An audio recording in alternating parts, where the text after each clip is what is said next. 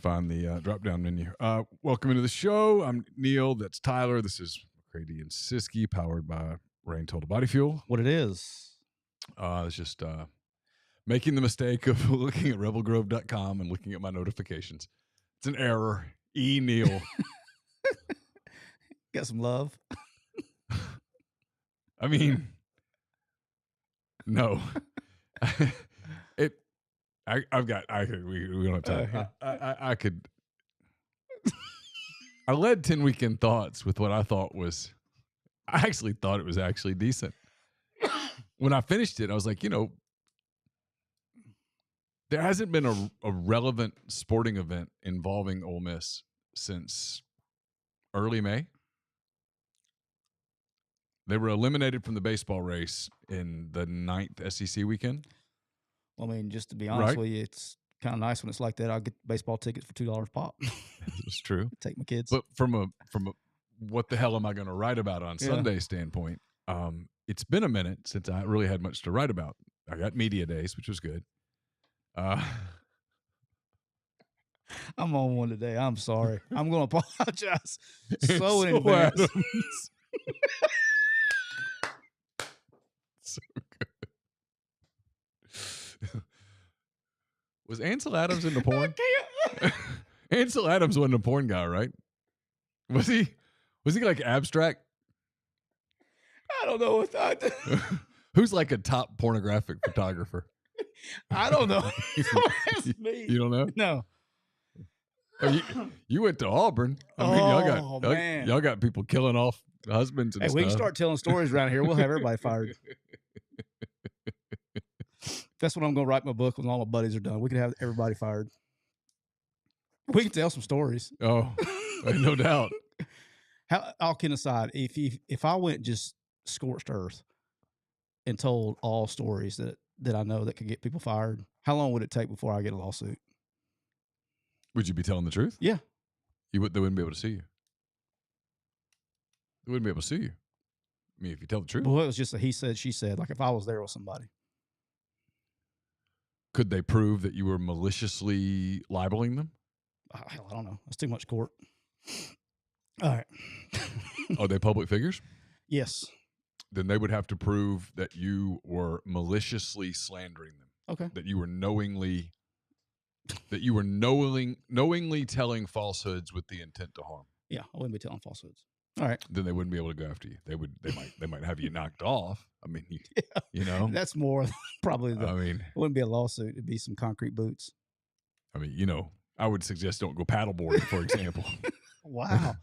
You just don't know. Hey, this episode is brought to you by the Biden administration. Anyway,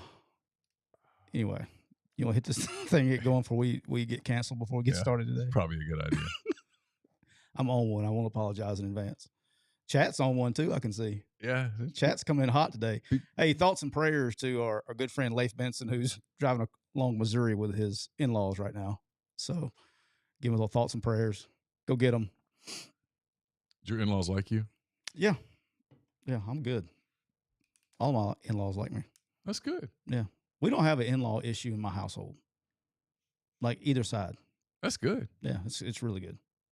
So I'm getting set. Hold on one second. We're getting ready to roll. Pablo. Y'all out of control in chat, man. That's good.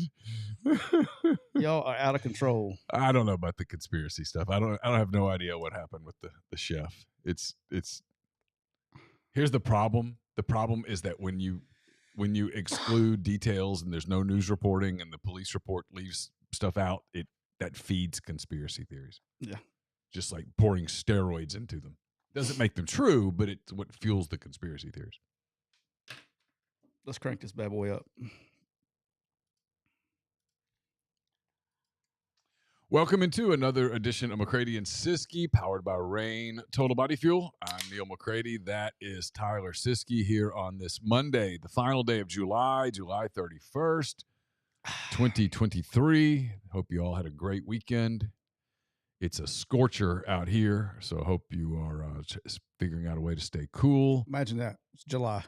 We've a couple of our sponsors try to help keep you cool. Rain, for example, cool you off. What you got there? Man, I'm rolling with the peach nectarine, which it's my favorite.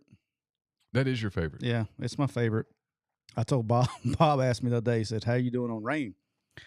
I said, "Dude, I've been rotating so I don't run out of particular flavors." So I think I have one more can of peach nectarine, but I thought I'd break it out today. It feels like a day for a peach. This is unbelievable, by the way. I know you're not a big peach guy, but no, I'm not a peach guy. This literally tastes like you're eating a peach. We're brought to you by Rain Total Body Fuel, 300 milligrams, natural caffeine, BCAAs, electrolytes, zero sugar. It's got what you need to push the limits, achieve your goals. Check them out on Instagram at Rain Body Fuel to learn more. We already have a super chat from our friend Kyle. He says, how do you think the conversation went with telling Trump about aliens? Is that why we have a Space Force now? 100%. Yeah. I mean, I wish I could do a good Trump imitation. I can't. I bet Trump had lots of questions for like the aliens when they told him about aliens and they told him about. Oh, I would. We would be. I mean, I would have so many questions. What would you do on your first day of presidency? Would you want to know about everything? Yeah. Like I would have hey, look, we got 4 hours scheduled this morning. And I want to know about JFK. I want to know about aliens. I want to know where Hoffa's buried. I want to know everything. Yeah, I want to know everything. All the secret clubs and organizations and how's that work. And the truth is, I think it's what made Trump different was that he was one of the first presidents that didn't sort of come from the complex, if you will. Yeah. You know what I mean?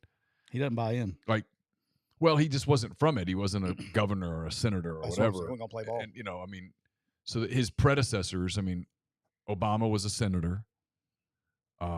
Before that, it was George W. Bush, who was a governor, but whose father was a former president and former head of the CIA. He probably knew how some things went down. Probably knew some stuff. Before that, it was Clinton, who was a bit of an outsider when he first got there, the governor of Arkansas. Before that, it was George H.W. Bush, who we just referenced. Reagan. Yeah, Reagan was a former California governor who was a high-ranking member of the Republican establishment for a while. I mean, I guess Carter was an outsider. Governor of Georgia wasn't really a Washington insider. Peanut farmer. Gerald Ford was definitely a Washington insider. Big-time Michigan football player. Nixon was a big-time Washington insider. He was a former vice president and all of that stuff. And then before Nixon, it was Lyndon Johnson, who was an ultimate insider. I mean, allegedly. I mean, he was a congressman for a long time. Was long considered one of the most influential legislators in American history. Who may be the answer to your first question? Okay. Who killed JFK? We could go down that road. And then JFK was a senator who came from a prominent, powerful family. I mean, you just go on and on and on. So, yeah. You just covered like the last. I got back to 1960. You last 63 years of everything. So, I mean, that was one of the things with Trump. Oh, Austin, don't do it. Austin with the super chat. Do you guys have any 9/11 conspiracy theories? I promise you guys we have football to talk about today. I do, Austin. Do you really? I do. Yeah, I do. Well, you can't just say that and then stop. I find it hard to believe, understanding physics and the way things work, that buildings fail like that. So you think they were wired something to be brought down? I don't know. It's a controlled demolition, especially the other, not just World Trade Center 1 and 2, the other ones. You're talking about the other building that wasn't hit that went down. Yeah. And where you look at the replay and it looks like boom, boom, boom, boom, boom. Yeah. And the only reason I say that is I very vividly remember. We're just getting over. I very vividly remember watching it live in Natchitoches, Louisiana. We came out of an all-staff meeting. The whole day. We had one TV in the building. Yeah, I was in Auburn. And I remember watching it when it fell, thinking, did they blow that up on purpose? Like, did they collapse, because we were out in the end and all that stuff. I was like, that looked like a controlled demolition. And when they're you go back, I watch all the shows. And when you go back and again, you're not speaking of the towers. You're talking of that. I am talking of the towers as well. Okay. Because they fell in the same speed as free fall. There's physics. Somebody's got a lot of explaining to do. I thought I'd seen something though about the way that the the steel system that essentially held those buildings up. When the supports melted to a certain point and it just collapsed. Yeah, but there would still be resistance to keep it from free falling. They fell at the speed of free fall. And so that's my only, I don't know what the conspiracy is. I don't know who's motivated to do all that stuff. Okay. I'm not saying all that. I don't get that deep. I just feel that was too clean of a collapse for buildings in that case. All right, I will go on record as saying that I disagree with you, that I don't think there was a 9/11 conspiracy. I think it was a terrorist attack that we should have been more aware of. We weren't for a lot of reasons, some of the things that probably haunt us today. And I think the conspiracy theories get going because of President Bush at the time taking that opportunity to go after political enemies in Iraq. Yeah. No, and then he said the weapons of mass destruction. And it turns out either they hid the weapons of mass destruction, or there were no weapons of mass destruction, and that fed the conspiracy. Yeah, That's my opinion. I don't go, like, I watch all the shows and stuff. That's my only thing. I'm like, man, something's off there. I just don't see how 3 buildings or 4 buildings in that case, I think it was World Trade Center 7 and World Trade Center 5, that all 4 buildings fall in free fall. That's just weird to me. Gotcha. So, yeah, I'm not into I don't remember who it was. Was it Jesse Ventura, I think, that went on a show talking about, he's out there wild a little bit and talking about how there's rumors that people, a SEAL team came in and put demolitions early, like 3 weeks earlier. There's the other one that's interesting to me is the guy who, part of that is the building insurance that was taken out on those buildings right before the attack. The guy, somebody had just bought it, and then they put out. So, but if you believe in the conspiracy, the conspiracy that you believe in is that it was time to get the Great American War Machine rolling again, because that's an economic boom. Right? I don't have an opinion on why it would be done, because that's certainly like the opinion of if you believe that the CIA killed John F. Kennedy, for example. Well, I know when someone says, "What's the motivation for that?" It was they needed to get the big war machine going, and Kennedy was going. He said he was going to dismantle the CIA. Kennedy was going to start tearing apart some of the. Put him on Front Street. Yeah, Kennedy was going to tear apart some of the alphabet soup in Washington. Yeah, that's the only, as just science, physics. It just doesn't make sense to me. Anyway, are you ready to do some football here? Yeah, let's talk football. All right, let's jump to some. I want to talk some NFL. We haven't talked NFL in a while, and considering there's footballs that will be flying on Thursday night, I have to say something. I made because somebody showed it to me. I said the Giants and the Browns, and it's the Jets and the Browns on Thursday, not the Giants and Browns. Aaron Rodgers will not play. You're forgiven. I'm forgiven. I was thinking New York, I guess. I don't know. All right, so the first thing I want to talk about is there's been it's been popular probably for the last, 3 or 4 weeks. It's coming to light with Saquon Barkley, with Josh Jacobs. It's coming to light with Austin Eckler, and now recently with Jonathan Taylor. I want to talk about this running back issue that they're having with owners about not getting paid. Have you been keeping up with any of this? Yeah, I talked to both Quinshon Judkins and Rocket Sanders in Nashville about it.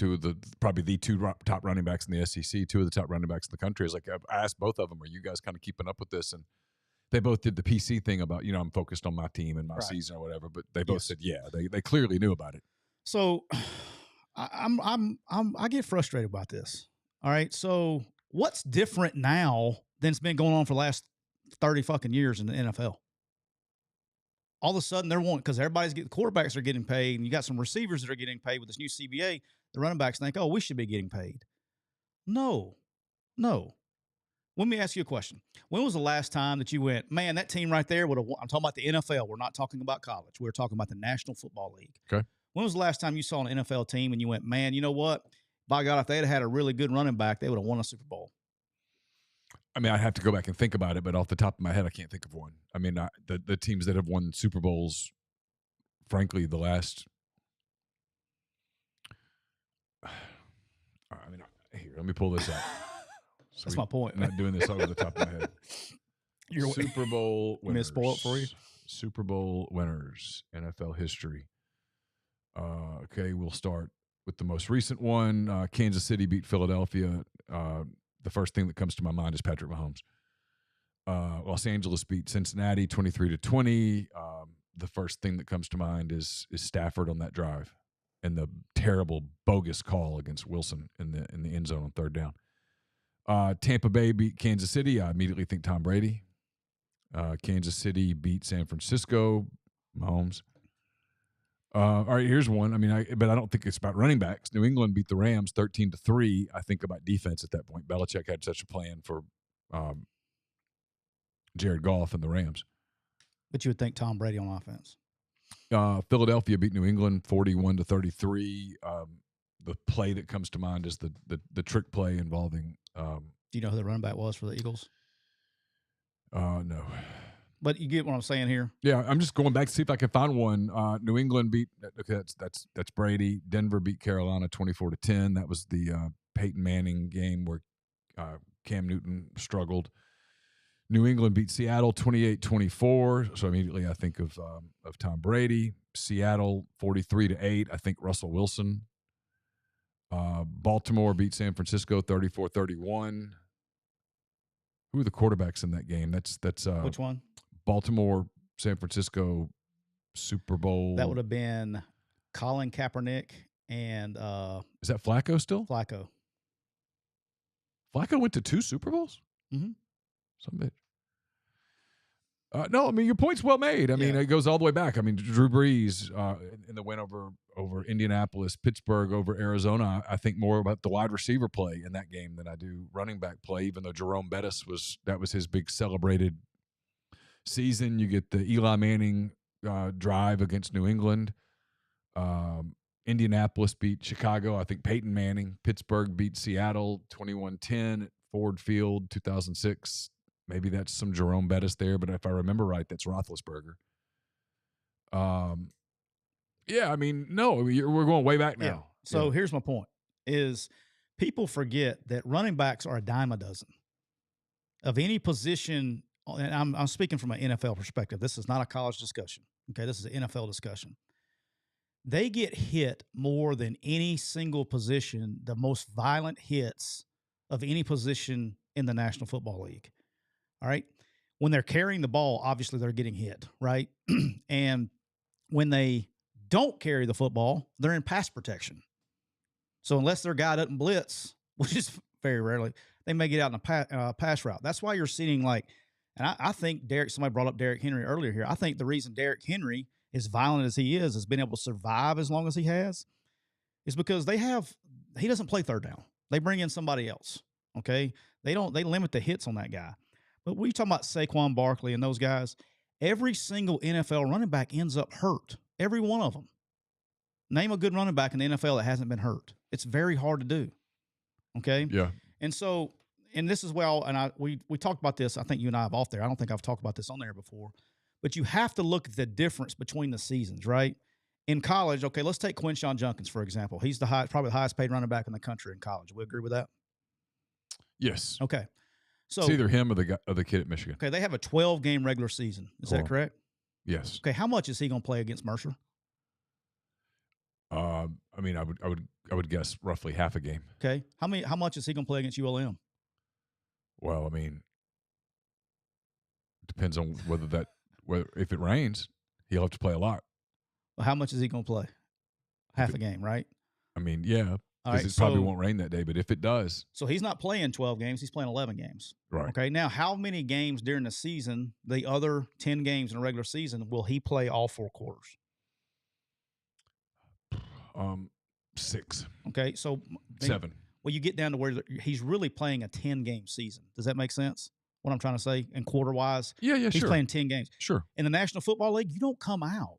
Right, you play 16 games. You play 17. 17 games. Plus any preseason that you do and plus postseason that you do. Yeah. So you can get in a situation, if you make a run to the championship game where you're playing 20 football games in 1 year, that's twice the amount of games that you're playing in college in one season.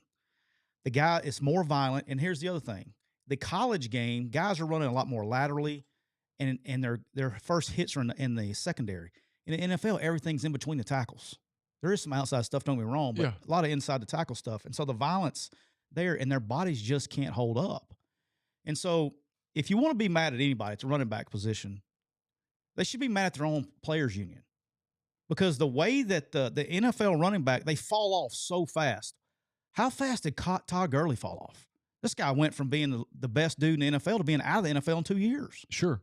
You just fall off. And, there's a saying in coaching that running backs are born, how like with DNA, they're born with a certain amount of carries when they're born.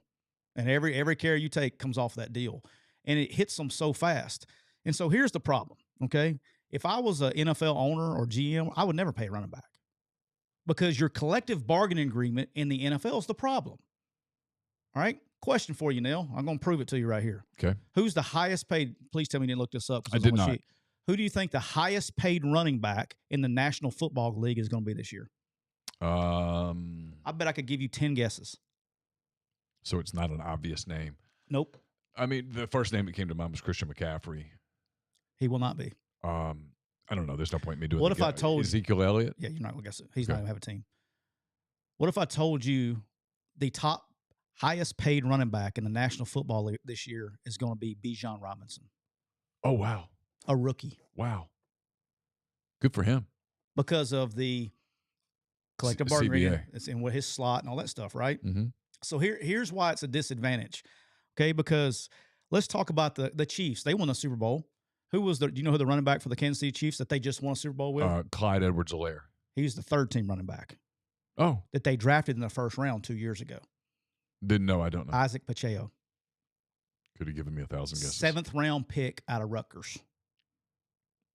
They have zero money guaranteed in it. Beats out Clyde in last year, became the starter. Right. Beats him out, okay? Well, when you're drafted in the NFL, okay, rookies, they're on a 4-year deal. I think this is an ingenious move by the Bears, by the way, because we all feel like he's going to be a good player, right? If you're a first-round pick, you get 4 years guaranteed, and you get an option for a 5th-year option. But you're paying him on that rookie deal, right? Mm-hmm. So if he's good, you take it, you pick up your 5th-year option, and then you got 2 franchise tags. You can keep him right there, never have to overpay for him if he's really good, and you get the 7 best years of his life. Makes sense. That's why they're mad, because they agreed to it. Yeah, they agreed to it, but Ezekiel Elliott, look how much he fell off so fast. Yeah. Okay? Yeah. But you got Dalvin Cook. He fell off a little bit last year. Okay? He's out of a contract because these guys are wanting big money.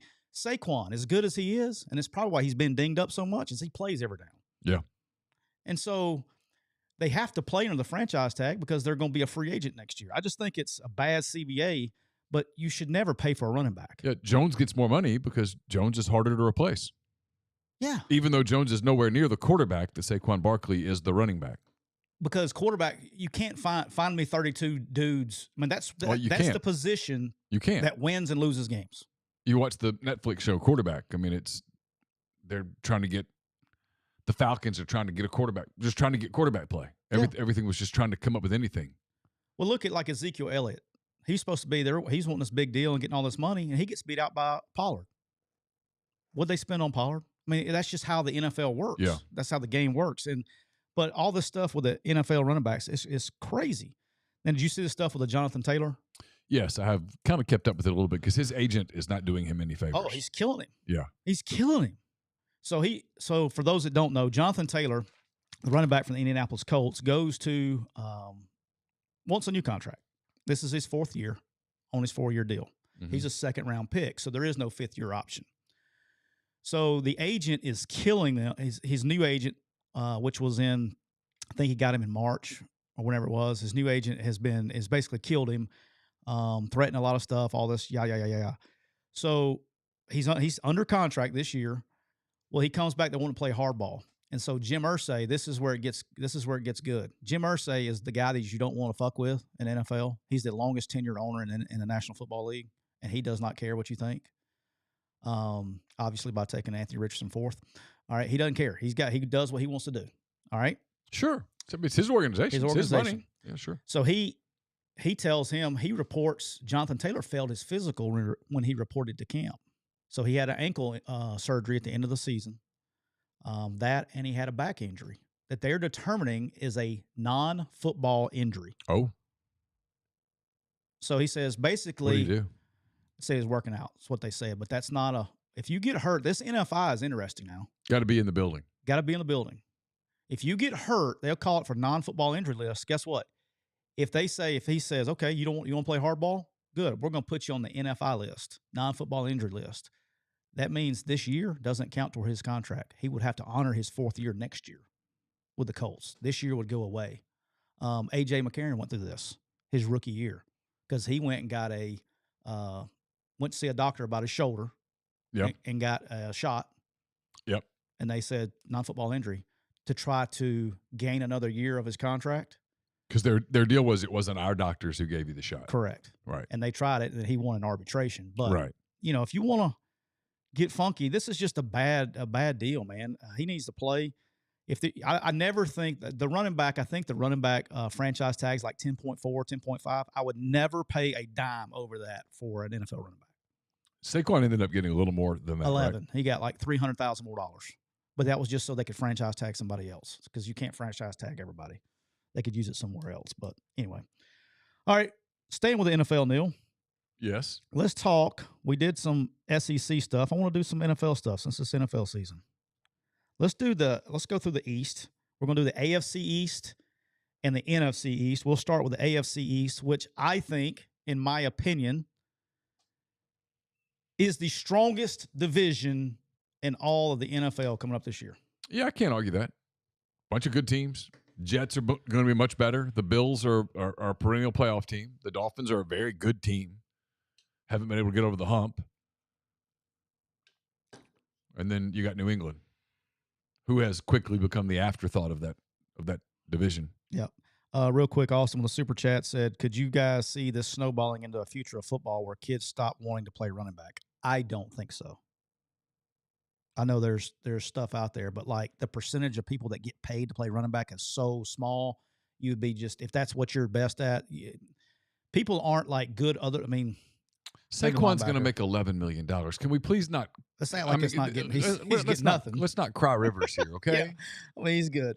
I mean, there are guys that are making millions of dollars to play football. I mean, take it. Yeah, I don't think that's the case.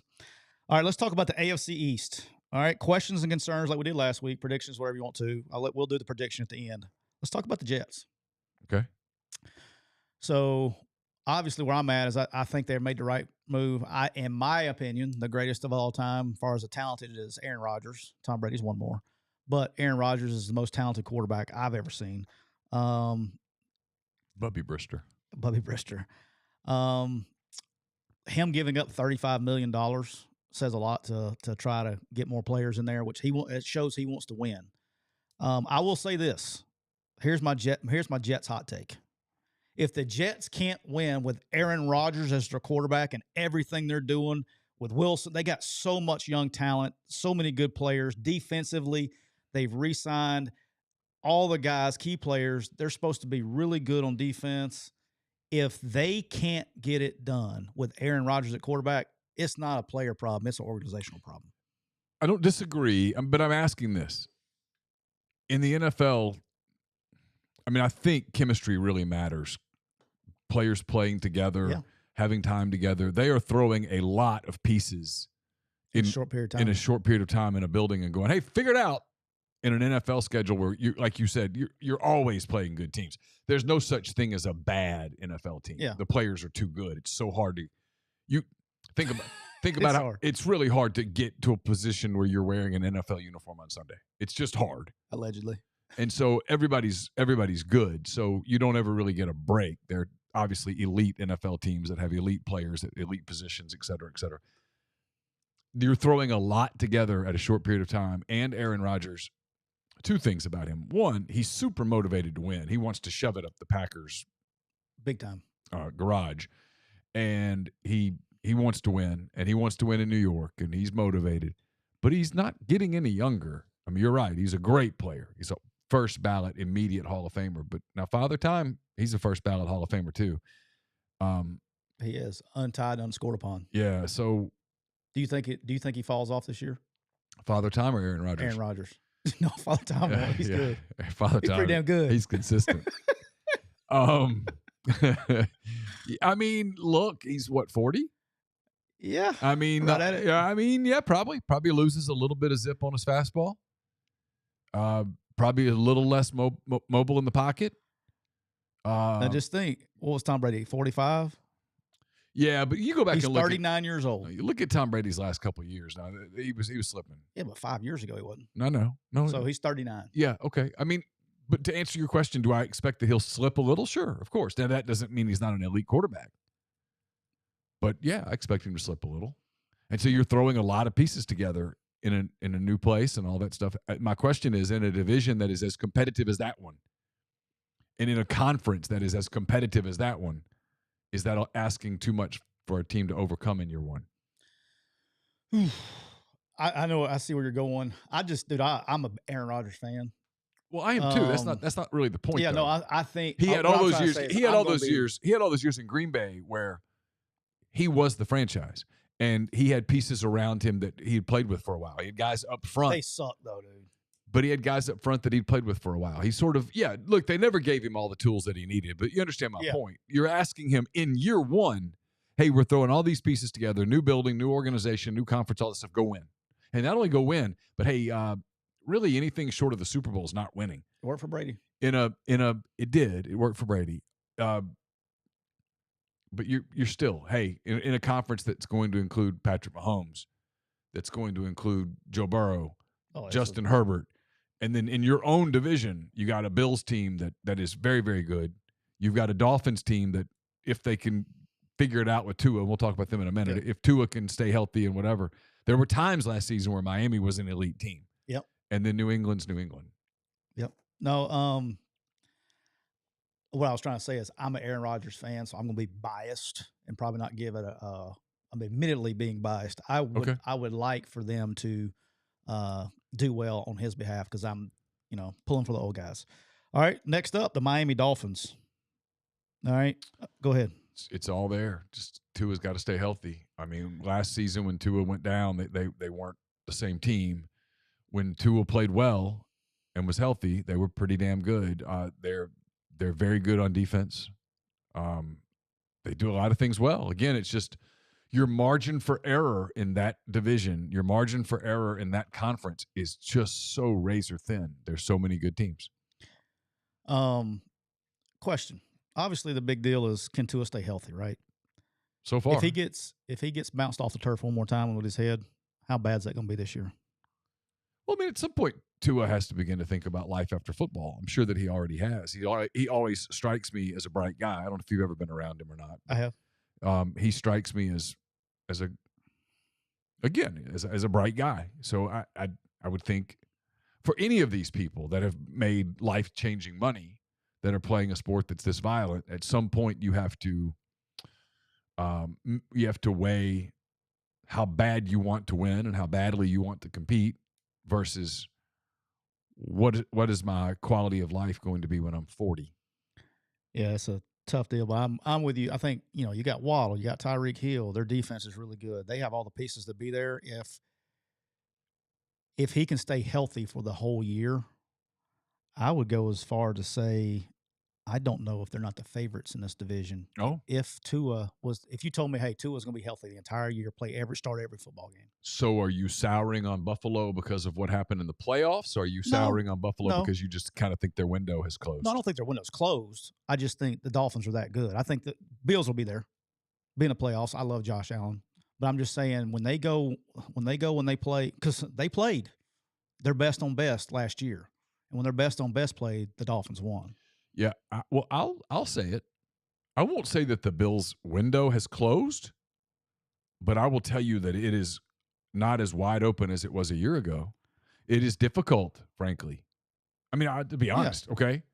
It is difficult to watch the Cincinnati-Buffalo playoff game in Buffalo. And frankly, the week before, where Buffalo was very fortunate to beat Miami. And that was a Miami team that did not have Tua. Right. They were fortunate to win that game.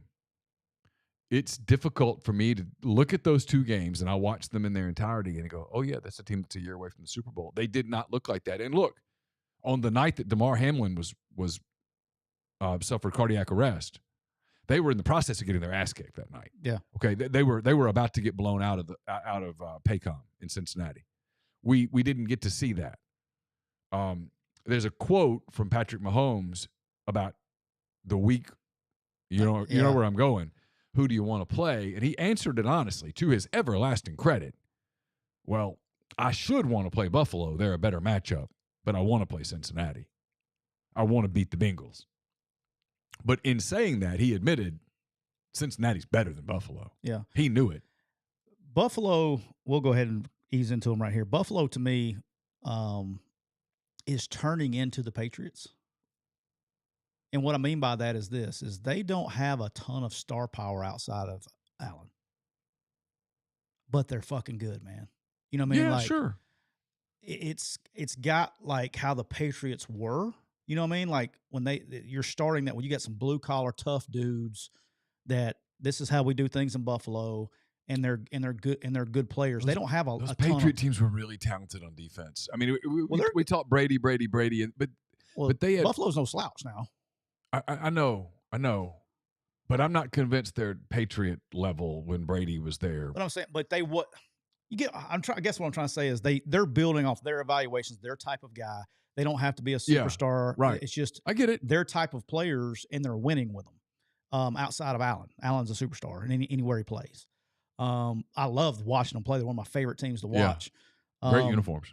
Whereas the Dolphins, we were just talking about the Dolphins, right? So kicking it back, where the Dolphins have superstar power. Yeah. You got Tyreek Hill, you got Jalen Waddle, you got some dudes. Sure.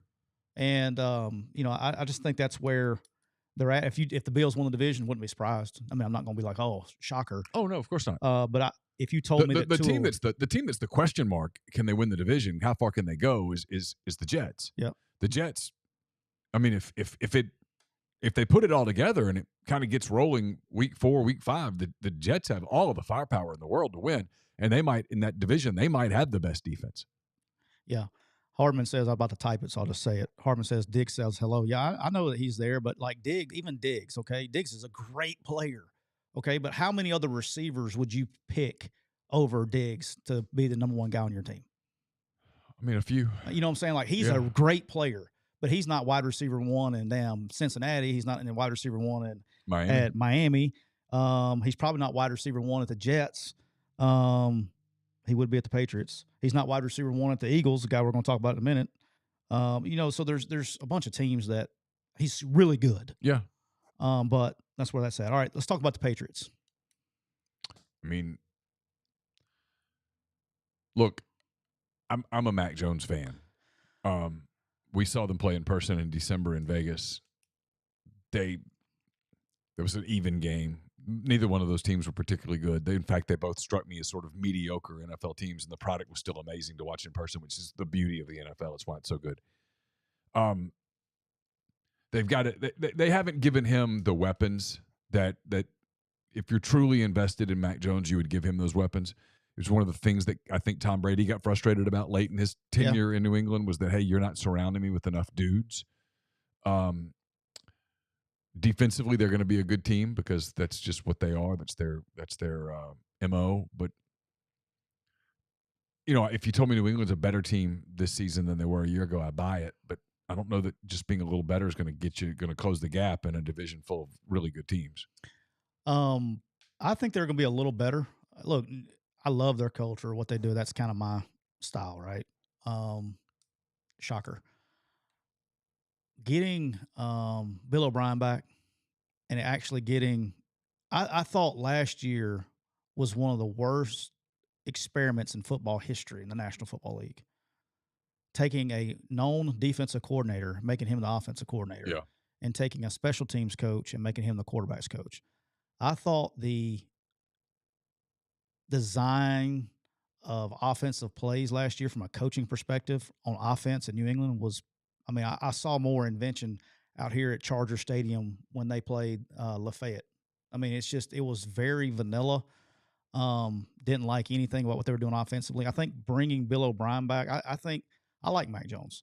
I think he'll do fine, but I'm with you. They got to get a running back, which I think they've had Ezekiel Elliott in the last couple of days, if I'm not mistaken. Don't quote me on that. But they've had some guys in. They're trying to get some players to help him. Damian Harris has got to get some help. He's getting beat up. Another shocker, another running back getting beat up. But I'm with you. But I think Bill O'Brien being there, they're going to be better. In a nutshell, talking about the AFC East, if you ask me about a prediction, like I said, it's all depending on health. One injury to any of these teams could basically derail the entire division. Josh Allen goes down, they're screwed. Sure. Aaron Rodgers goes down, they're screwed. Tua goes down, they're screwed. Well, I was reading a story about the Bengals where they were talking about how, they feel like they have organizational depth to the point where they can overcome any injury. And then I think it was the offensive coordinator. Joe Burrow said, "Hold my beer and watch well, this." No, it was after Burrow. It was what made him write it. And the offensive coordinator said, with the exception of one, of course.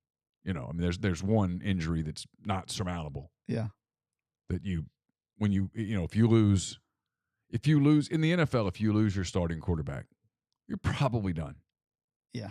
It's just, they're just one, I don't know. So it's such a fine line at quarterback with those. All right, let's talk about NFC East. All right. The defending NFC champions, Philadelphia Eagles. Eagles fans hate my guts, by the way. So this will be fun. Who you got? You like them? Don't like them? Repeat? No repeat? Where you at? So they're the prohibitive favorite. I think there's something to be said for the Giants and the way that they played last season, although sometimes it felt like it was fortuitous. Yep. They could regress a little, and I wouldn't be particularly surprised. The Commanders are fine, but they're not the threat there. The interesting team is and always is Dallas, and this feels to me like with Dallas, this is okay. This is it. This is your last shot. Like if you told me that the football gods came down and said Dallas didn't win a playoff game, that's all I'm going to tell you. Dallas didn't win a playoff game. That's the extent of the information for you today, Neal. Dallas didn't win a playoff game. We're headed back to football godland.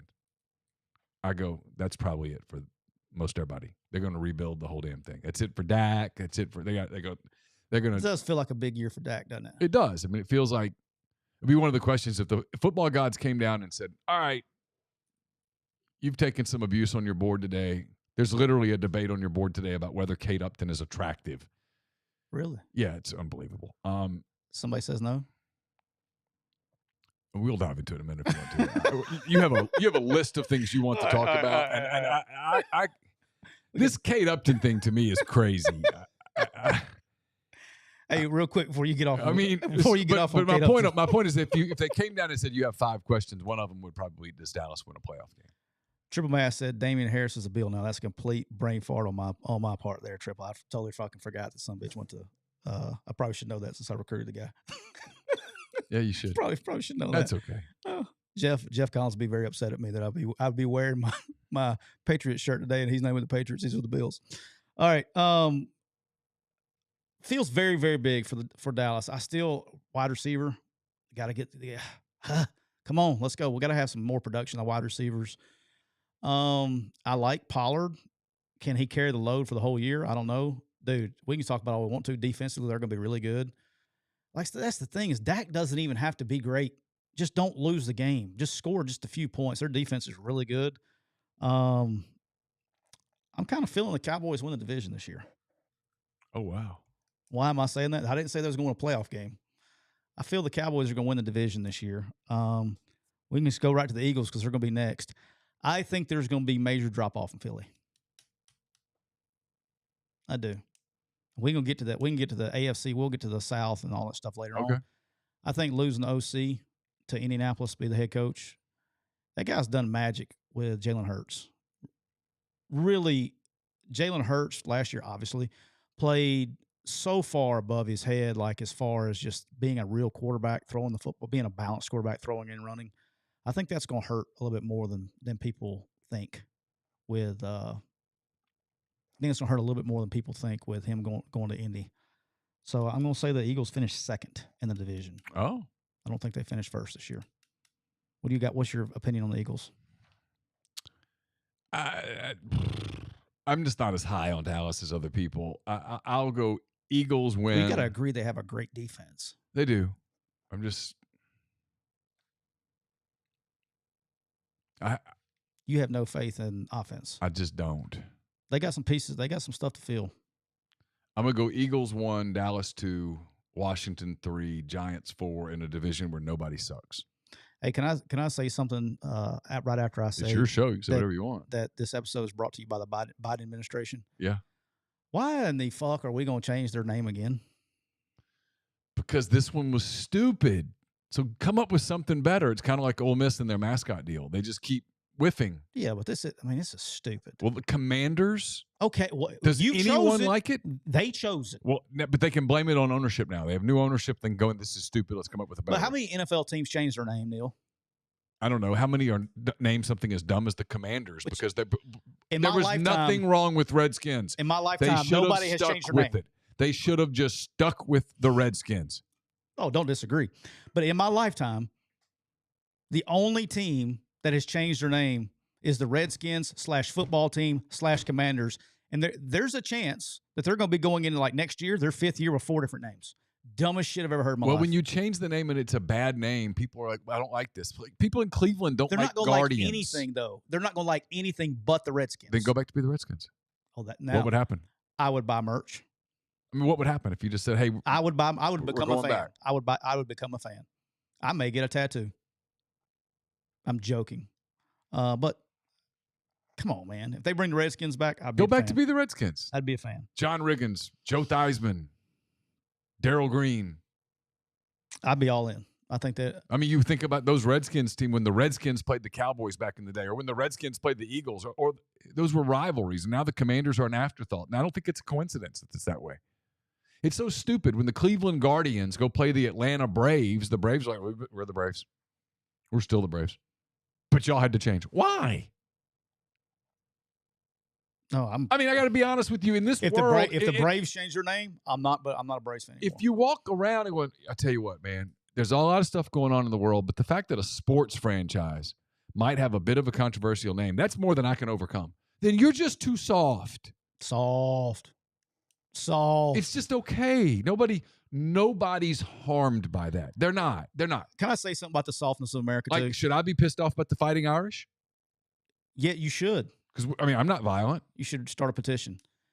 So we had it just doesn't matter. It's one of those things that didn't matter. They didn't need to change it. You're just giving in for it's so dumb. Yeah. So we had a comment on TikTok on one of the videos Cole put out. He put out the video of Jeff and I talking about the first time I got our ass ripped by Nick. And some guy commented, Nick's just a John asshole. And so I made sure to let him know, no, he's not. He's a really good dude, but we're just not as soft as you are. Why do people have to be so fucking soft? It drives me nuts. Which brings me in to our next topic. Do you have any bills before we move on? I'll tell you about heat. It's hot outside. If it's too much for your AC to handle, get in touch with the friends at Comer Heating and Air, Southern Air Conditioning and Heating. Different names, same great people, same great products, same great services. If you live in Oxford, Tupelo, Batesville, the surrounding area, call Comer 662-801-1777. If you live in Hernando, Memphis, South Haven, those areas, get in touch with our friends at Southern 662-429-4429.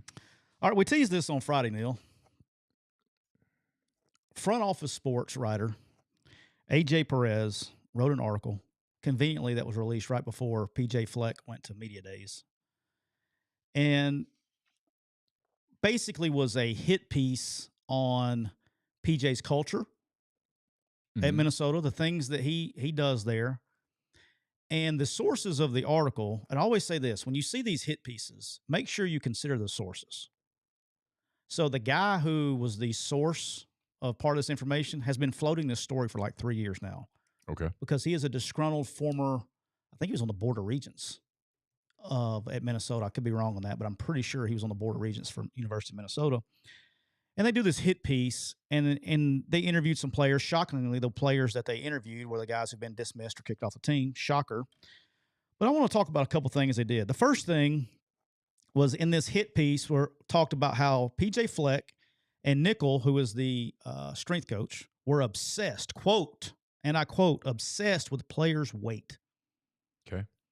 They made them, I don't say forced, it said they made them drink 3 protein shakes before they left the facility. Okay.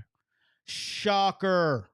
So does obsessed with your weight. Let me explain how everybody in America is obsessed about weight. Well, it's like the Nick Saban, the walk-on wide receiver who does did the spot-on Nick Saban. Yeah, Ezel.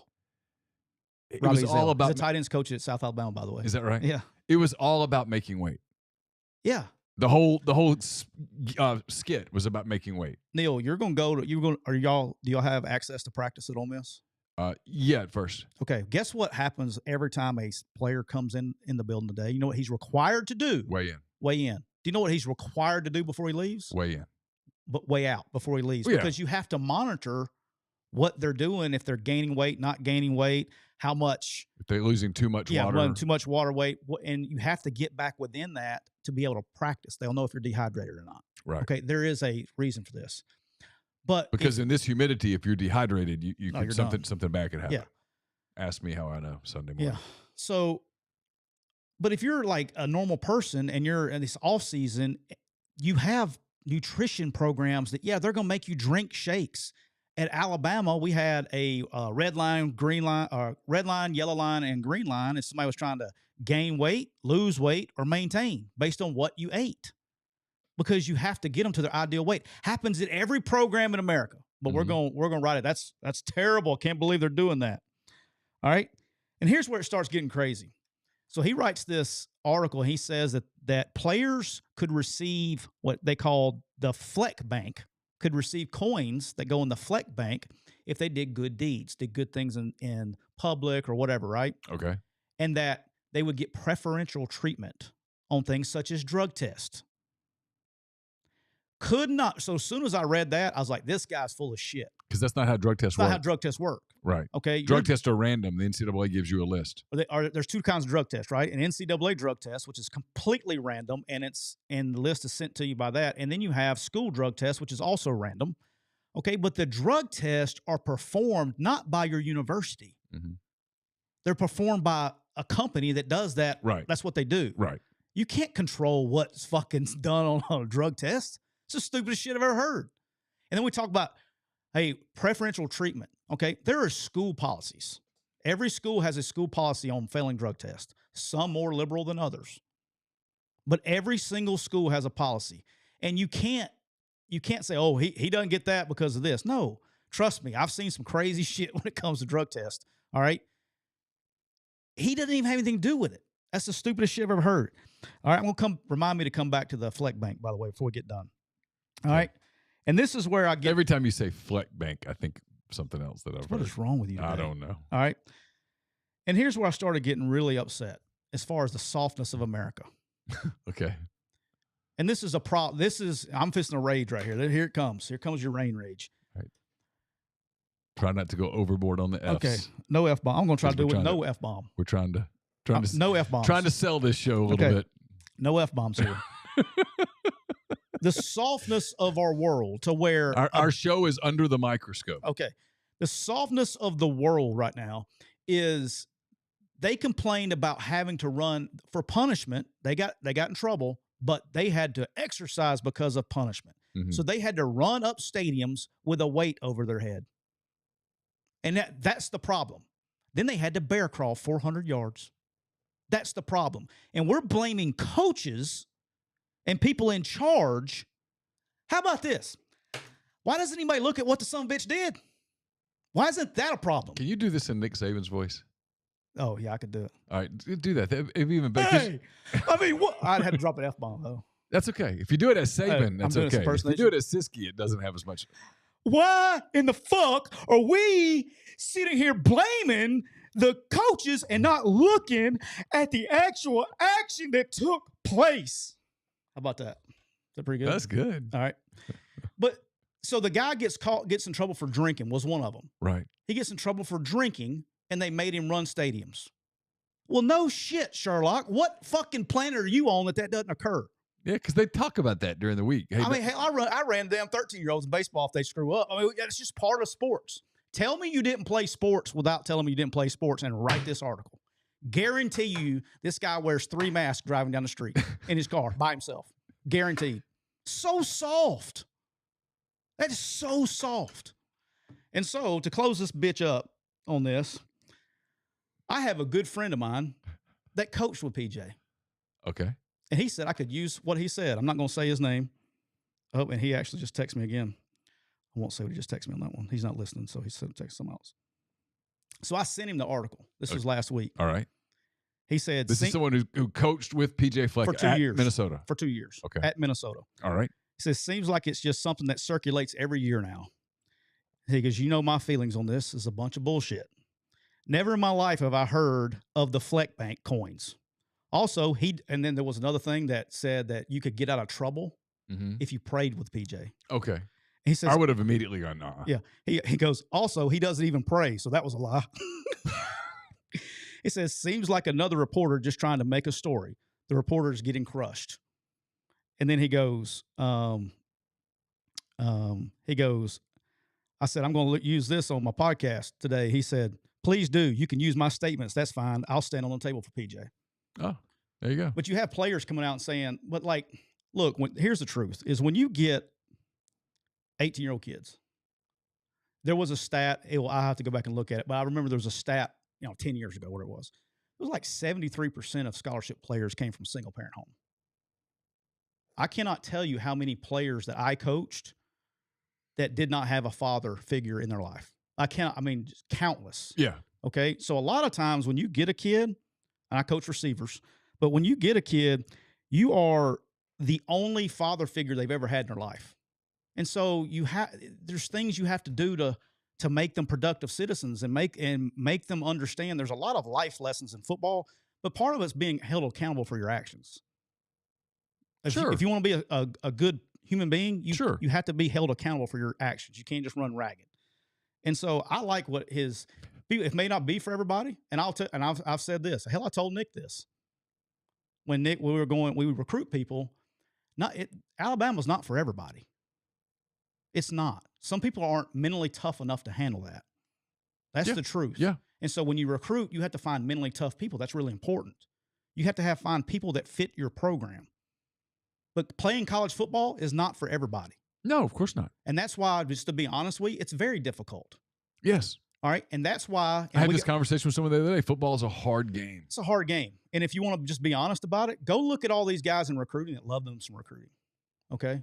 That are big attention people in recruiting. Yeah. Look at the high percentage of them that never pan out. Oh, it's a warning sign for me. It's one of the reasons that I'm not fit for the whole recruiting coverage thing. I'm good at a lot of the other stuff, I think, but I'm not good at it. And one of the reasons is all of the drama stuff. If I were in a coach's shoes, and I know sometimes you got to do it, right? Sometimes you got to play. Sometimes you got to do it. But it would be, and tell me if I'm wrong, because I'm wrong a lot. But it's my personality, and you know me pretty well. Yeah. Like this past weekend, the Cubs and Cardinals played, and there was this whole thread on my board that was turned into like trash talk back. I never participated. I hate that stuff. I'm not a drama guy. And when a kid does the drama stuff, in the back of my mind, I go, bust. Watch him. He's going to bust. He's a high bust. majority of them. And the ones, on the other hand, the ones who kind of do it with no fanfare and just commit to a school, and they just stick to the commitment and they go play. I'll give you an example. Quinshawn Judkins. No big deal. Just committed to Ole Miss. People said, why Ole Miss? They were kind of the first ones to offer me. Well, you've got other offers now. Yeah, but they were first, and I kind of liked them. I stuck with them. And when his running back coach went to Miami, he listened for a minute, but he said, no, I'm going to stay. And look at him. Oh, yeah. And there's lots of examples like him. Lots. You know who my favorite one is? Who? At Alabama, it came down to Minkah Fitzpatrick, and I don't want to say the other kid's name, but Minkah was committed to us a long time ago, never wavered. Was in New Jersey, right in the middle of Big Ten, was getting hammered by Penn State, getting hammered by Michigan, getting hammered by Ohio State. Never wavered, Neal. And he was the nicest, no drama, never even visited, never even went on an unofficial visit after he committed. Was great. Come down, visit. Just the most sample of a human being, human being that you want. 2 is sample of a recruit that you want. No drama, great kid, the whole deal. We almost dropped him I'm not going to say we. I'm going to say we because I was on the staff. I wasn't part of this decision. But there was a discussion about dropping him and picking up another kid, taking another kid that was highly rated, just loved him some recruiting, okay? Loved him some recruiting. Mm-hmm. Well, we didn't. We stuck with Minka. Well, what happened to Minka? What's he, one of the highest paid safeties in the league right now? First-round pick, baller, extraordinaire. The other kid went to an SEC school, transferred after 1 year, went to an FCS school, and couldn't play at an FCS school and never played past like 3 years of football. Really high-ranked kid. So there's a lot to say to that. All right, we're going to get off of that. I want to finish up with a couple things here. We'll do Pac-12 at some point in time before the season starts. But I had this conversation. I want to see what your opinion on this is. Okay. Coach and buddy of mine were talking on the phone, I guess this was Saturday, about this Colorado thing, about Deion, how I think he was going to do and all that stuff. I've come to the realization that it really doesn't matter what he does this year, okay? Because there's like a line drawn, right? You either think Deion is going to work and going to do great things at Colorado or you don't, right? There's there's faction in the coaching world, right? Okay. There's faction with the fans. There's pro Deion people and negative. There's a lot of negative Deion people, a lot of positive, right? In coaching? In coaching and in fans, right? Okay, sure. Well, that's okay. This debate is not going to get settled this year. Oh, no. No, it's not 1 year. But there are people, both sides are going to try it. And it doesn't matter what happens because they were 1-11 last year. This is what's fascinating. Yeah, they were awful. They're awful.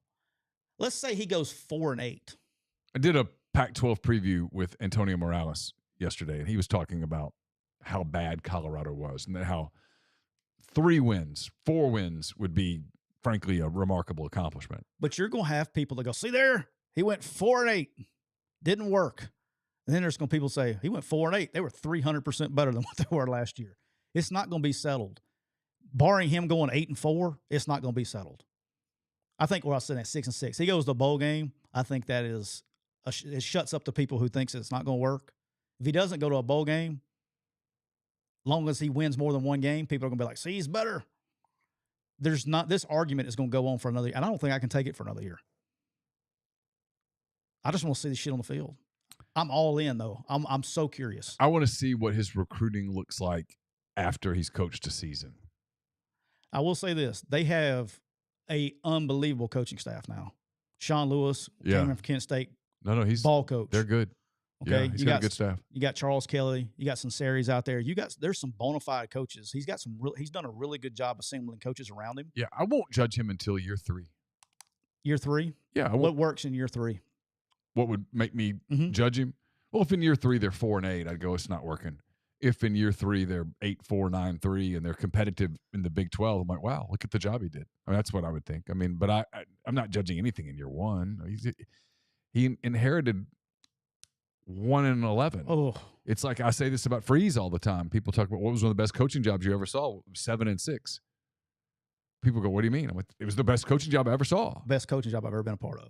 Because that team had no business winning 7 games. We had 1.5 SEC football players.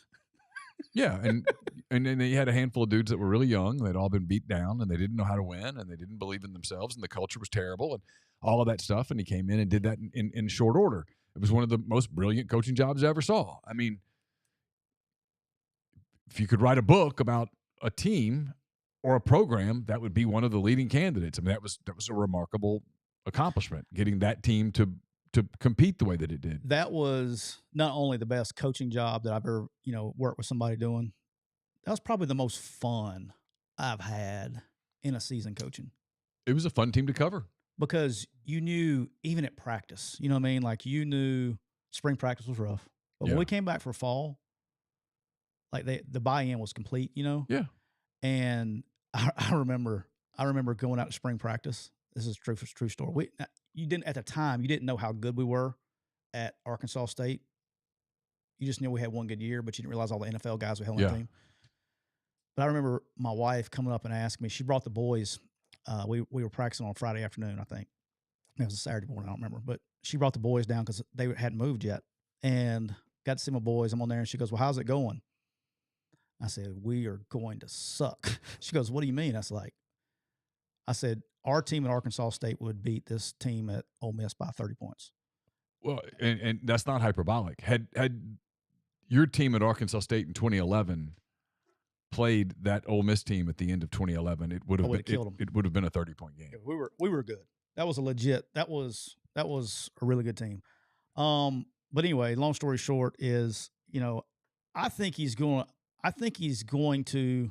Here's the question with Colorado. And we'll talk about them in the Pac-12 preview. But Shedeur Sanders, they're doing a great job recruiting and getting other players. Mm-hmm. But the head coach's son is a quarterback. Right. He's got to be good. Yeah. He's not going to be replaced. And no recruit is going there to go, hey, I'm going to go sit behind Shedeur Sanders. He's got to be good. Yeah. If the quarterback position is not good, I don't care what else you got around him. I think that's a big critical part of this whole scenario here. Some people have asked me to weigh in on this. I will be very quick.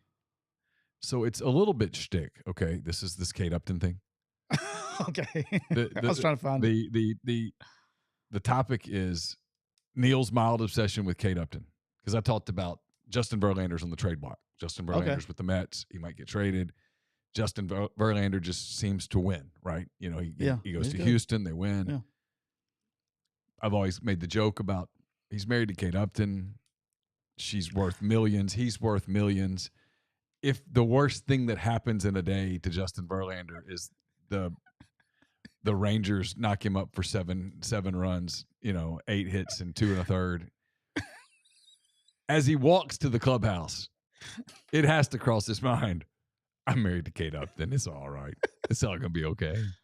I've got rings. It's all good. It's all good.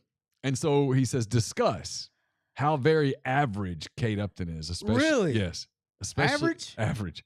He says, especially as a supermodel. Pretty girl, sure, maybe. Supermodel, meh. Okay, I got multiple takes. Now, many of these are not going to be super popular. All right? Most of the supermodels now are girls in their upper teens, low 20s. Girls that are literally the age of my daughters. So when I'm around my daughter's friends, many of them are attractive. However, never, literally not once, do I look at a girl that age and go, oh, yeah, that's my thing. No, of course not. They're kids. They're kids. I mean, I don't look at that. There's fewer things more creepy. I like to piss people off. When I read people talking about, one of the things about going up to campus at wherever is looking at the girls. I'm like, you're in your 40s. You're going on campus looking at college girls? Like, what's next? All right, I got some questions for you here. Does Laura know about your Kate Upton? Yes. Would Laura give you a hall pass for Kate Upton? Ooh. I mean, you have to think about it. No, but Laura's smart enough to know that Kate Upton would laugh out loud and just bless your sweetheart. Probably sign a Justin Verlander baseball for me or something. That'd be about the. So no, I mean, no. But I mean, I think Laura's smart enough to know that most red-blooded American males look at Kate Upton and think, there's a reason she was on the cover of Sports Illustrated swimsuit issue all those years, right? Yeah.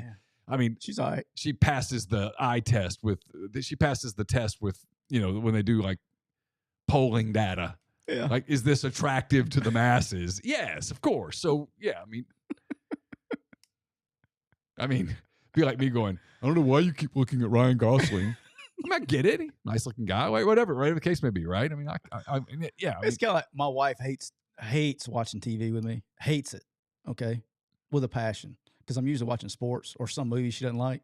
But you know what movie? Because I genuinely like the movie. Yeah. You know what movie she comes out and watches every time? No. Moneyball. Oh. I know it's because she doesn't like the story. It's Costner. Yeah. No, Moneyball. Brad Pitt. Oh, Brad Pitt. Yeah. It's funny how that always works out. I do love that Between Two Ferns when Brad Pitt is with Zach Galifianakis, and Zach Galifianakis asks him, are you ever bothered that there's so much focus on your looks and not the fact that you're just a shitty actor? That's a great deal. I watched that. Pitt just stares at him, All right, I want to wrap up with this today, Neal. And let me finish this Kate Upton thing because I got. It's definitely something has really triggered you. I'm seeing Kate Upton's age. How old is Kate Upton now? I don't know. I'm trying to find out. Hardman says she's 31 in the chat. Is that right? I don't know. I'm taking Hardman's word for it. I'm almost there. I'd done a little bit of a Kate Upton deep dive here for a second. I'm surprised you don't know. I'm surprised you don't know her birthday and send her flowers. I mean, I don't. I mean, I really don't. I thought it was on your poster that was on the wall over there. Yeah. She was born in 92. So, yeah. 31 or be 31 this year. 22 years younger than me. I mean, that's creepy enough. I mean, yeah. I mean, that's full-on creep already. I mean, anybody who says she's not attractive, give me a break. I mean, that's insane. Come on. All right. And like, frankly, the whole supermodel, super duper skinny, it's not your thing. That's not my thing, if I'm honest. I just like I think my wife's a supermodel, so I'm gonna go home with brownie points today. That's fine. We'll talk after the show. I tell my wife every day how pretty she is. I mean, no, you know what I mean? I mean, come on, that whole you can't ever notice another woman thing is ridiculous. That's stupid. Or that you honestly believe Erin never notices another guy? I mean, it's idiotic. No, Neal. It's so stupid. She said, you know what, that just made me laugh in my head here. So I have, talking about weight loss, right? I have this number. I've told you this privately. I cannot if I get to 200, like I've never seen 200 pounds.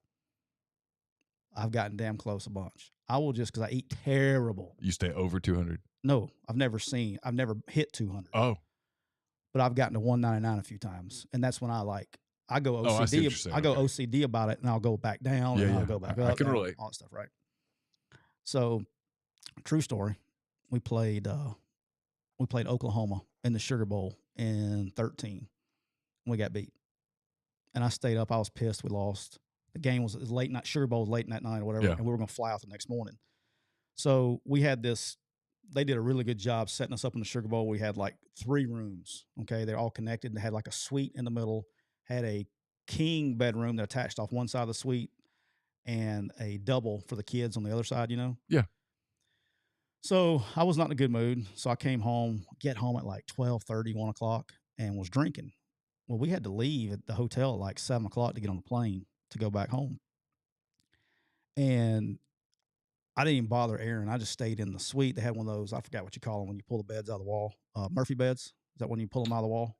They had one of those in the suite. So I don't know what they're called. But I stayed up drinking about 4:30, 5 o'clock. Okay.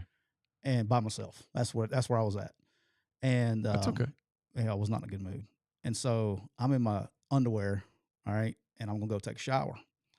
And of course, she had came home way before. She was in the bed when I got back, all that stuff. Well, she was packing up, stuff. And I walked, and I just think about this every time. She's like, man, my husband's hot. I'm walking in, I'm literally 199 pounds on the nose. And I walk, and they had this full mirror down the side. Ooh, it's not good. And I walked from the side, and I just looked. I gave her a kiss, and I just looked at the mirror, and I went, fuck, I got to quit. That was the worst I have ever looked in my life. And I was like, and I looked and said, and you get to see this every day, baby. Oh, yeah. I mean, poor lady, she has no chance. All right. That's what you're like. When you were 15, 16, this is what you fantasized about, right? This is what you want. Happy life. Yeah. All right. I want to finish up with this. That's how I am with my hair. I'm always like, you want to run your hands through my hair a little bit? That's right. Neal, a few things. I didn't even have this on the list. We need to, so for the fans, y'all need to get with us and let us know what you think the best punishment for losing the bets will be this year. We got to get on that. So let's put the ground rules down. Okay, ground rules down. It can't be about eating things. Okay. And no tattoos. All right. I did think of something like this, but I don't think you would be down for it. Okay. Can we do a loser do the mayonnaise bath? You don't have to eat anything. Just a cooler full of just mayonnaise, and then just dump it. Here's the thing. All over. That's funny until I start vomiting, and then you think it would make you puke? Yeah. The smell of it would probably. What if we put nose things on your nose? Put nose plugs so you can't smell anything. I mean, I just don't think it's a risk you want to take. I think it'd be great. I mean, the projectile vomiting would not be great. All right, we got to come up with a punishment for losing the bets this year. Right. I agree with 'Cause that. we got like a month. Right. So we got time to talk about it. But just as the fans And know, realistically, it's what punishment Neal's going to get, because you never know, man. You never know. So y'all be thinking about that. We'll take a poll on that. All right. But here's the thing. Something I want to talk about from a betting standpoint. I think, because I've seen some of these early lines come out, I think Vegas is making a major mistake in college football. Okay. They're acting like there's no clock rule change. These overs are so high, and the games are going to be shortened with this clock rule.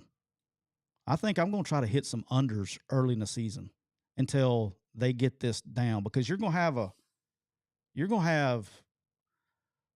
I mean, it's going to be an NFL game minus the last 2 minutes. Clocks don't stop on first downs. Yeah, I do think the big lines early are going to be an fertile ground for gamblers to take some underdogs on big lines, to take some unders until they figure it out. Because you're going to have, if you're getting first downs, clock's not stopping at all. I mean, it's going to be an NFL game until the last 2 minutes. So I'm interested to see how that works out. But if I see a big line, like a 70-plus line in the game, I'm just going to take the under and just go with it. I think that's going to be the play early in the season. Because then once you get a lead and the possessions are shrunk, it's going to make the coaches get in a 4-minute mode quicker. Yeah, I see what you're saying. No, I agree. I've heard some numbers on some lines early that people are projecting, and I'm like, I think I'd go under there. Grind just said Ole Miss and Tulane's over-unders at 76.5 right now. Is that right? That's what he said this morning. Yeah, under. I love the under. I don't crush it. It's a lot of points. Because I don't think it's going to be that game. I don't think it's going to be. Well, here's the other thing in that game: the heat late in that game is going to have people wanting to kind of get out of it. Dude, if you're going to that game, bless you guys. That's a tough one. All right, because if you're a coach in that game and you get up 28, 31 points, I mean, you play again next week, and in Lane's case, hey, you play Alabama in 14 days. You probably don't want to dehydrate people to the point of a cramp turns into a muscle injury. Yeah, you don't need soft tissue injuries. All right, as we finish here, Neal, I got a little thing called Things Neal Could Care Less About. This is going to be a 1-minute segment here. All right. UFC 291 was this past weekend. I know you watched 0 cents of it, 0%. I did see your thread on it, but no, I did not. It was at altitude. It was in Salt Lake City. So I think 10 of the 12 fights ended under the distance. So a lot of knockouts, chokeouts, all that stuff. So that was exciting. Dustin Poirier got knocked out by Gaethje and won the BMF belt. You know what the BMF belt stands for? Big bad motherfucker. That's how we do it in the UFC. I was going to guess that's a quote though, so that's the actual name of the belt. It's actually on the belt. But that was it was a good fight. It was a good card all the way. Even the prelims were good, so it was really good there. And then this is a little personal thing. Lee Hodges, he's from Alabama, PGA golfer, won the 3M Open yesterday by 7 shots. First PGA Tour win. Has been on tour for 3 years. Lives in Huntsville, went to Alabama. But here was the cool thing: is he won his first PGA Tour event. Been on tour 3 years. He won $1.4 million yesterday for winning that tournament. And like his first year on tour, he made like $14,000. His second year, he made like $160,000. Last year, he had a good year. He made like $1 million or whatever. But basically, he made his entire years, like he's made almost his whole career money up in one weekend. So, for a young guy to get a win and now he's got his PGA Tour card for 3 years. He's now going to be able to be a PGA Tour golfer because he's not a guy that wins. He's not going to win every week, but he's legit. He was a good player yesterday. I don't think he's going to be a superstar, but good for him and a kid from Alabama, which is a big part of our listening area. That's all I got, homie. So my last little take is about Shohei Ohtani. Yeah. So there's a couple of reports came out over the weekend. Bruce Levine, longtime radio guy in Chicago, tied in with the Cubs pretty tight. And Jesse Rogers, who covers the Cubs, does a good job. Okay? Yep. Longtime guys dialed in, clearly know people inside the organization. They both reported independently of one another that the Cubs would be active bidders on Shohei Ohtani. Let me be clear.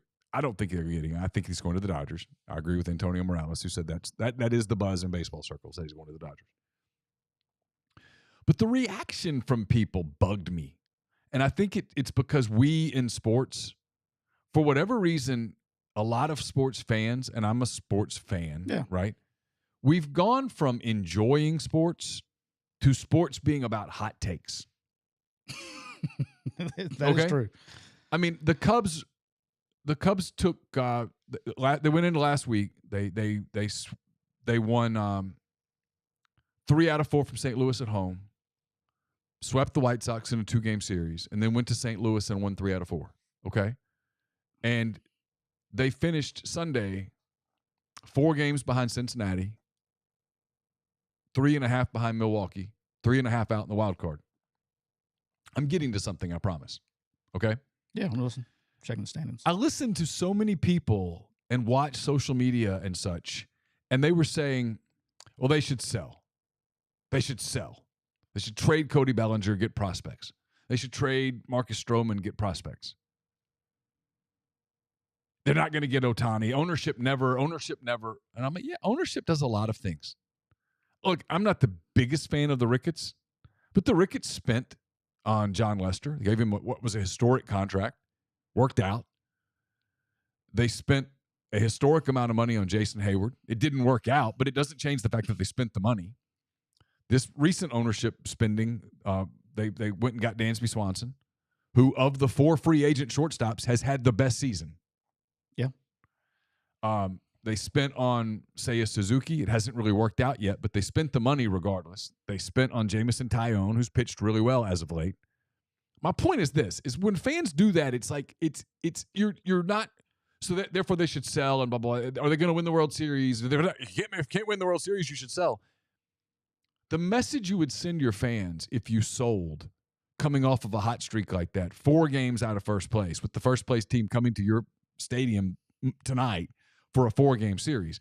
Look, the Cubs aren't going to sweep the Reds in a 4-game series, but in a hypothetical world where they did. Well, if you're down 4 and you win 4, you make up 4. They would be 0 games back of the Reds. Yeah. And at worst, a half game behind Milwaukee in the division. Who they got this week? Milwaukee, the Nationals. Okay. I mean, it's a tough week for the Cubs. They got the Cincinnati, then the best team in baseball comes in on Friday in Atlanta. So Angels are actually in Atlanta tonight. Oh, there you go. I mean, it's difficult, you know, but whatever.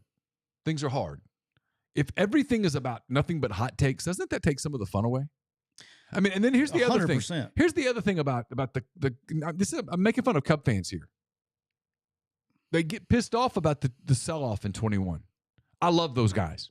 Okay? When I went to a game at what do they call it? Minute Maid in Houston? Yes. Well, it used to be whatever it's called now. The Yankees were in town and they were playing Houston, and when Anthony Rizzo was introduced to come up to hit for the Yankees as their first baseman, I stood up and cheered his whole at-bat. I love the guy. He won a World Series. We have a dog named Rizzo. Chris Bryant. I love Chris Bryant. Yeah. When Chris Bryant plays for Colorado, I want him to do well.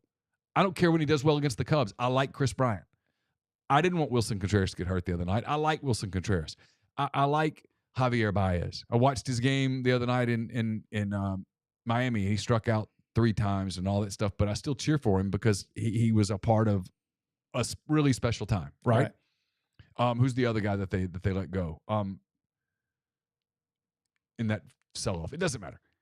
All of those guys aren't the same player anymore. They in reality, they made the only move that they made that was a disaster of a move was they basically waived Kyle Schwarber. Turns out that was an error. Trading Anthony Rizzo wasn't a mistake. Trading Chris Bryant wasn't a mistake. Trading Javier Baez wasn't a mistake. Not re-signing Wilson Contreras wasn't a mistake. Sometimes you just have to let people go. It just means time's up, right? Father time. And the fact that they did those things doesn't mean that they're not going to be players down the road. I think that's just this fan angst that people do on social media and on message boards and stuff where it's not fun anymore. It's just angst. It's just you have to have hot takes. You have to have controversial, angry. When in reality, the majority of the people that go to the Cubs game tonight in Cincinnati, they're just going to go cheer for a baseball team. Yeah, drink a beer. Have some fun. Yeah. I don't know. Hope Kate Upton. It's a was in the long. fence. Yeah, maybe Justin Verlander gets traded and Kate's there, and you get to say hello. If you go to a game, let me ask you a question. You go to a game, Kate Upton is in the stands, Justin Verlander is pitching. Yeah. How much are you watching the game, and how much are you creeping out on Kate Upton? 50-50. Yeah, it's close. 50-50. Yeah, it's pretty close. No, I mean, not really. I mean, no, it'd be cool. You know what a punishment for you could be? Go to one of these comedy, whatever the celebrities sign things and stuff. Yeah. Wear like tube socks, tuck in, like wear the old PE gym shorts. You know what I'm talking about? The tight ones with a button, tucked in. The bikey shorts. Hey, yeah, bike shorts, tucked in, wife beater, tube socks with a thing, and go to see Kate Upton and get her to take a picture when you tell her you're her biggest fan. No. You wouldn't do that? I mean, I doubt if I'd be able to get that. There's got to be an appearance she's making somewhere. Somebody would be like, "No, get this guy We'll out get of you here." the VIP. The VIP where you get backstage. We'll do all that. I'll pay for it. No. Oh, that'd be great. Grow out a skullet and a solo mustache. No, Ooh. I'm not doing that either. I could grow a skullet. What is a skullet? It's like where you got hair around the side, Oh, but nothing in the middle. okay. My man, Coach Roberts, had a skullet. Bozo the clown. Yeah. Look. Yeah. Mine's not quite thin enough to do that yet. I would actually. Yeah, and then you have to look at her and say, "I'm your biggest fan. By the way, you're average." Did you get tased? Pepper sprayed by the security? A world where she's average. If you showed up like that, there's a better than average chance that you don't even get back. Oh, that's my point. Yeah, they'd be like, "Get out." Excuse me, sir. Do you drive a white van with no windows? Yeah. Excuse me, sir. Excuse me. I go up. You can have a little bucket of candy. Would you like a little? Hey, Kate, would you like some candy?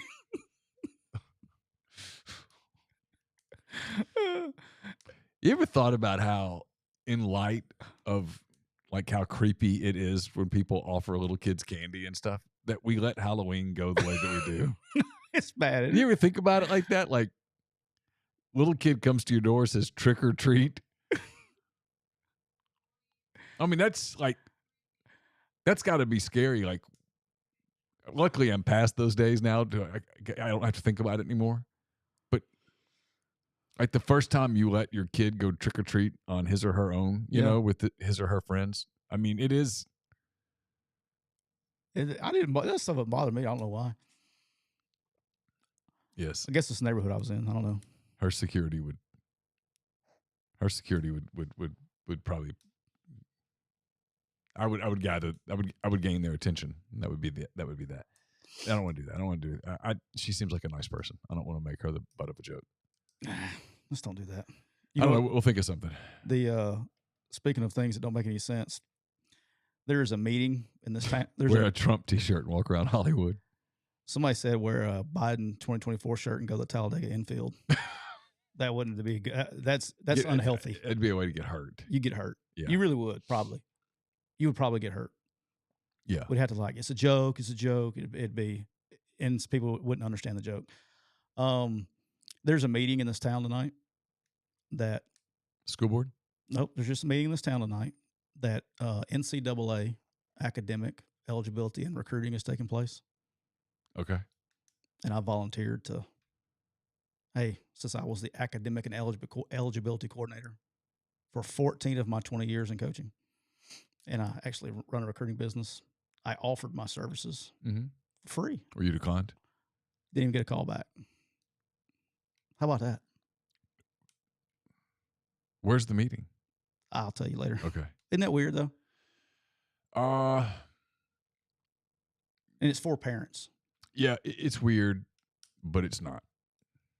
I mean, it is, but I'm not surprised. I'm thinking about going to the meeting and just busting balls, everything that's wrong. Just go in there and just shoot everything down.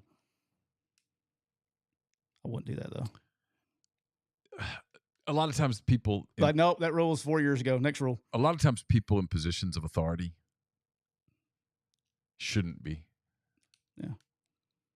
I thought about that. It's really that simple. I will say this last time I'm volunteering my time. I get it. I mean, I can't help you with anything else. Can't help you. Yeah. If the car breaks down, I can give you a ride. It's the only thing I can help. Only thing I can help.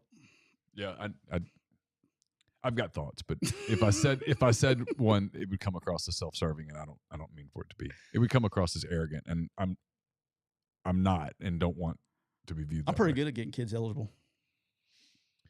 Yeah, you know how to do it. Did I ever tell you I got a kid eligible one time that had 1 year left in school? One. He had a 1.14 core GPA. 1.14 core GPA and a 14 on the ACT. Got his ass eligible. Without breaking laws. Did not break a rule. How about that? Just got to know how to do it. Yeah. Transcript magician. Attaboy. All right, we'll wrap there. We've been brought to you by Reign. Don't forget, Reign Total Body Fuel. 300 milligrams natural caffeine, BCAAs, and electrolytes. They got what you need to push the limits and achieve your goals. Check them out on Instagram at Reign Body Fuel to learn more. For Tyler, I'm Neal. We'll talk